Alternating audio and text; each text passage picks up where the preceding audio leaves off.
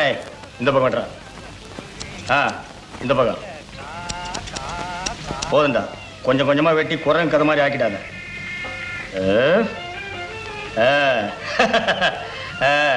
இப்ப வீட்டுக்கு போனா என் பொண்டாட்டி அலர்வா.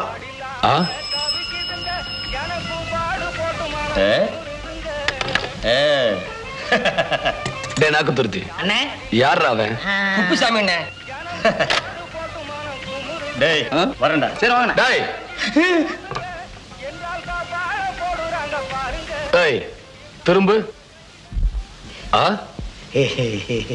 ஏண்டா பரதேசி, என்னை விட பெரிய மீசை வச்சுக்கிட்டு நீ இந்த ஊருக்குள்ள சுத்திக்கிட்டு இருக்கவனா? உட்கார்றா. டேய் குளியா கட்டி எடுத்துக்கிட்டோம். உட்கார்றா. டேய் ஒரு பக்கத்து மீசைடுறா. ஏதோ பேசுற மிதிச்சு இப்படி மிதிச்சு. நீ என்ன நிக்கிற? நீ எடுக்கிறியா நான் எடுக்கட்டுமா? நீங்க வேண்டாங்க, இவனே எடுக்க.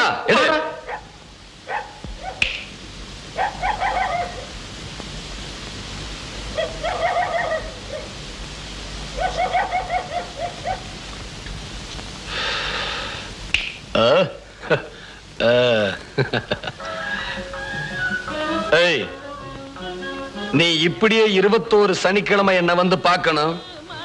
வராம கிராம இந்த ஊருக்குள்ள சுத்திக்கிட்டு இருக்கிறத நான் பார்த்தேன். உன்னை வெட்டியே கொண்டு போட. துண்ட கிளப்படுறான். அப்படியே போ போட. அம்மணி அம்மணி ஏடுங்க அம்மா இருக்காங்களா? அம்மா இங்க மேவர தோட்டத்துக்கு போயிருக்காங்க. செத்த நேரத்துல வந்துருவாங்க. சின்ன மாட்டுக்கொட்டையில் இருக்குது, வேணா போய் பாருங்க. வாடா அப்புன்னு சின்ன தம்பியை பார்த்துட்டு போலாம்.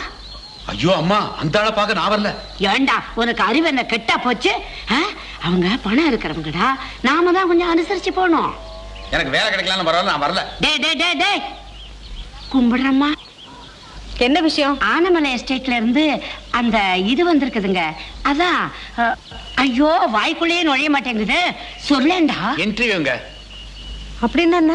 இன்டர்வியூங்கிறது வேலைக்கு ஆள் எடுக்கிறதுங்க. நம்ம ஜமீன் மாதிரி இருக்குங்க, பெரிய எஸ்டேட்டுங்க. எல்லாத்தையும் ஒரே ஆள் கவனிக்க முடியாதுங்கிறதுக்காக 5-6 படிச்சவங்க வேலைக்கு சேர்த்துக்கிறவங்க. படிச்சவங்க வேலைக்கு இருந்தா எல்லாத்துக்கும் சௌரியம் தானுங்களே.